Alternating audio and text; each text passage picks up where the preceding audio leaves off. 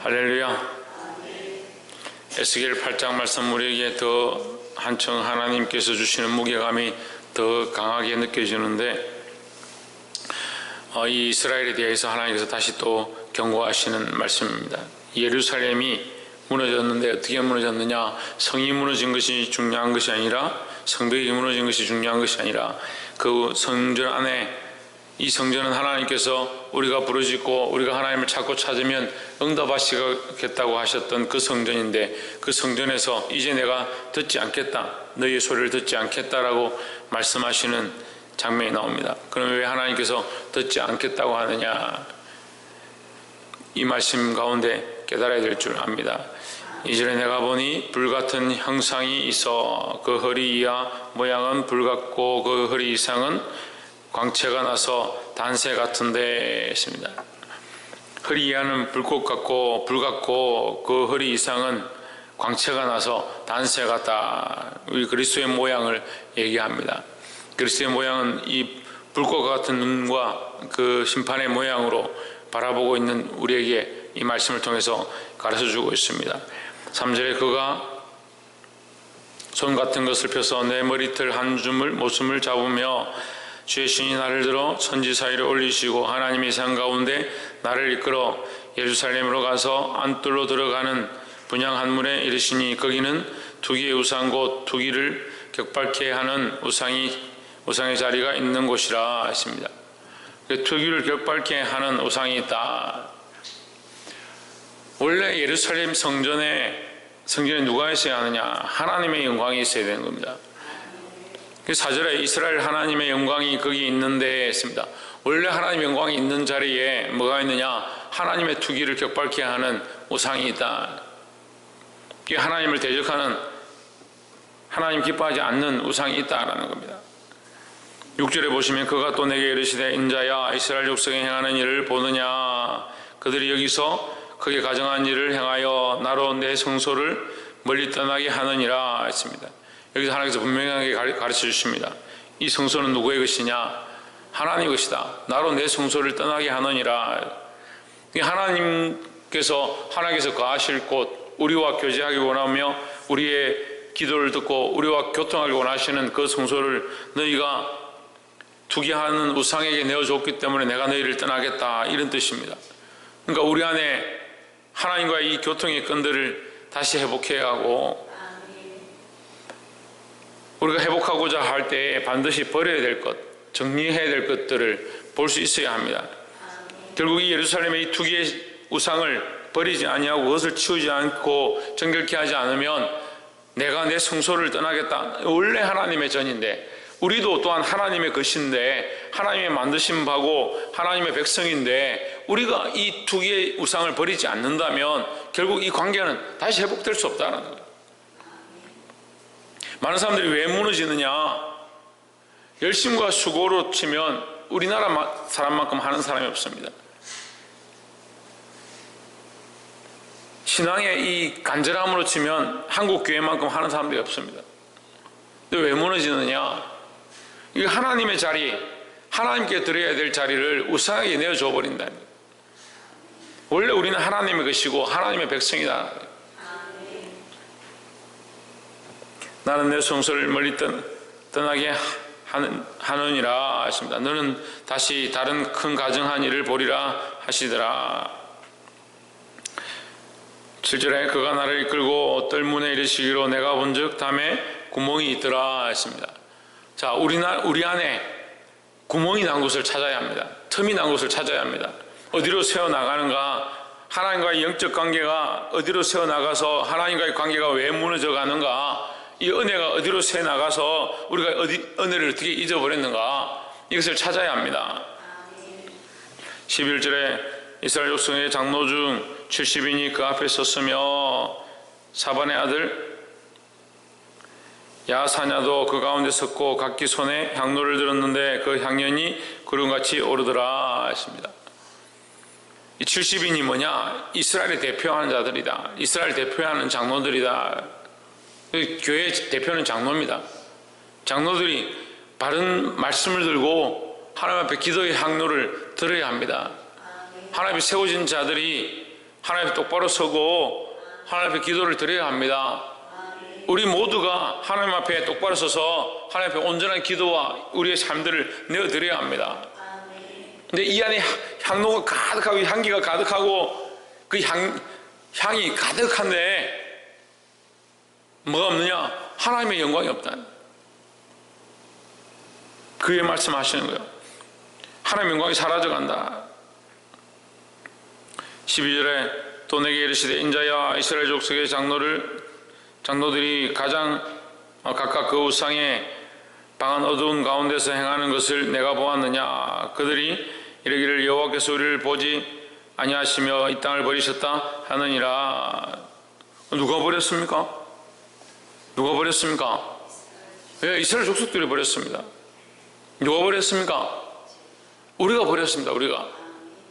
우리가 이 하나님과의 관계보다 내가 하는 이 많은 형식과 내가 바라보는 것들을 쫓아가다 보니까 뭐가 가득하냐? 죄가 가득하고 우상을 섬기는 것이 가득하고 나를 사랑하는 것이 가득하다는 거예요.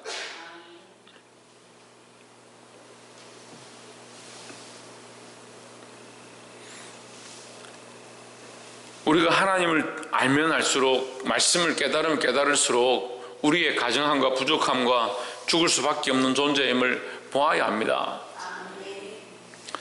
사도 바울이 자신을 향해서 로마서 말씀을 통해서 오라 나는 공고한 자로다. 공고한 자로다. 이 사망의 몸에서 누가 나를 구원하랴? 사망의 몸이다. 내 몸에 이 소망이 하나도 없다는 거예요. 내 인생 가운데 소망이 하나도 없다. 내 몸에서 내가 살아가는 이 모든 삶의 모양에서 소망이 하나도 없다. 우리가 하나님의 은혜를 보면 볼수록 내 삶의 가정함과 거짓됨과 내 속에 이 죄의 모양들을 볼 수 있어야 되는 겁니다. 근데 하나님을 안 보니까 제가 보니까 하나님을 못 보는 게 문제예요. 하나님 못 보고 자꾸 사람을 봅니다. 그러니까 말이 많아지죠. 이 사람은 이렇고 저 사람은 저렇고 목사님은 이렇고 저 말은 이렇고. 하나님을 보면요, 하나님을 알면요, 우리가 하나님 앞에 할 말이 뭐 있겠습니까? 하나님을 알아갈수록 우리가 무슨 할 말이 있겠습니까? 죄인임을 더 보고 연약함을 더 보죠. 그러니까 사람을 너무 잘 보는 겁니다. 환경을 너무 잘 보는 겁니다. 사람끼리 너무 비교하는 겁니다. 너 왜 이러냐? 목사님이 이러니까 그렇죠? 목사님 이렇게 말씀하셨잖아요. 사람의 어떠함과 사람의 어떤 행위들과 눈에 보이는 것들만 쫓아가니까 영적인 빛들을 잃어가는 거예요. 이것이 어떻느냐? 만연하다. 이것이 가득하다. 이 안에 가득하다. 하나님의 영광이 이 성전에 가득하고 하나님의 임재가 이 성전에 가득하고 우리의 삶에 하나님의 영광이 가득하고 하나님의 임재가 가득해야 되는데 이 가증한 것들과 우상을 숭배하는 것들로 가득해 있는 이스라엘을 우리에게 보여주고 있습니다. 여러분 보게 되길 소망합니다. 하나님을 보면요 이 가증한 게 보이는 거고요, 이 가증한 걸 보면요 하나님 보이지 않는 거예요. 인간들 보기 시작하고 세상을 보기 시작하고 자신의 모습만 보고 있으면 하나님 볼 수가 없어요. 근데 우리가 하나님을 바라보기 시작하고 그 말씀을 바라보기 시작하고 그리스도의 십자가를 보기 시작하면 우리의 가증함과 연약함과 죄로 만연한 모습들을 볼 수 있는 겁니다. 그래서 더더욱 정결해져 가고 더더욱 거룩해져 가고 더더욱 그리스도를 닮아갈 수 있는 저와 여러분 되시기를 주의 이름으로 축복합니다. 마지막으로 16절에 그가 또 나를 데리고 여호와의 전 안뜰에 들어가 가시기로 보니 여호와의 전 문 현관과 제단 사이에서 25인이 여호와의 전을 등지고 낯을 동으로 향하여 동방 태양에 경배하더라 했습니다. 참 하나님 얼마나 마음이 아프겠습니까? 성전을 만드는데 성전 입구부터 시작해서 시작하는 그곳에서부터 시작해서 성전 문 앞 현관이라 했습니다. 시작할 때부터 가정하다는 거예요. 시작할 때부터 거기부터 뭐 하느냐? 현관 앞과 제단 사이에 현관 앞부터 시작해서 하나님 앞에 나올 때까지 계속 뭘 보느냐? 하나님을 안 보는 겁니다. 하나님 안 보고 등 지고 있다고요. 등을 지고 있다고요. 하나님께 대하여 등을 지고 있다고요. 처음부터 끝까지, 처음부터 끝까지란 얘기예요. 처음부터 끝까지 동방태양을 향하고 있다. 너희의 드리는 제사가 처음부터 그러한 목적으로 시작했고 끝까지 너희를 위하여, 너희 삶을 위하여 시작하는구나. 이 말씀이 정말 두렵고 떨리는 말씀이에요. 17절 마지막에 보면 또다시 너를 격동하고 심지어 이 정도다. 너희가 이 정도다. 심지어 나뭇가지를 그 코에 두었느니라 하십니다. 그 코에 나뭇가지를 왜 두냐? 그 향기를 맡기 위해서 두는 거죠. 그 우상의 향기를 그 코에 둔다. 그럼 한국 숨 쉴 때마다 그 우상을 생각하고 우상을 따라간다.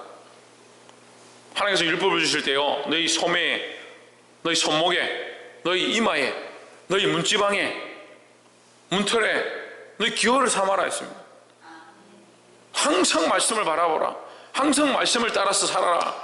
그래서 그 말씀을 기호로 주셨습니다. 근데 너희 코에 뭘 붙였느냐? 나뭇가지를 붙였다. 그럼 항상 말씀을 따라서 범사에 감사하고 쉬지 말고 기도하고 항상 기뻐하는 모양대로 살지 아니하고 뭘 따라 사느냐? 이 나뭇가지의 향기를 쫓아 산다. 너희 호흡이 어디 달렸느냐? 나뭇가지에 달렸다. 이거 책망하시는 거예요. 범사를 하나님의 영광과 그리스도의 향기로 드러나는 삶을 살아야 하는데, 너희가 성전에 들어오는 그 시작부터 너희를 위하여 나를 등지고 있다라고 말씀하시면서, 우리의 예배가, 우리의 찬양이, 우리의 기도가 한 트럭이라도 한 점이라도 나를 위한 모습들이 있는가, 그걸 점검해야 됩니다. 그래서 우리의 시작이 나를 위한 것이 아니고 하나님의 영광을 위한 것이 되어지고, 우리의 예배가 나를 위한 것이 아니고 하나님을 위한 것이 되어지고, 더 나아가서 우리의 범사가 나를 위한 삶이 아니라 그리스도를 위한 삶이 되어지고,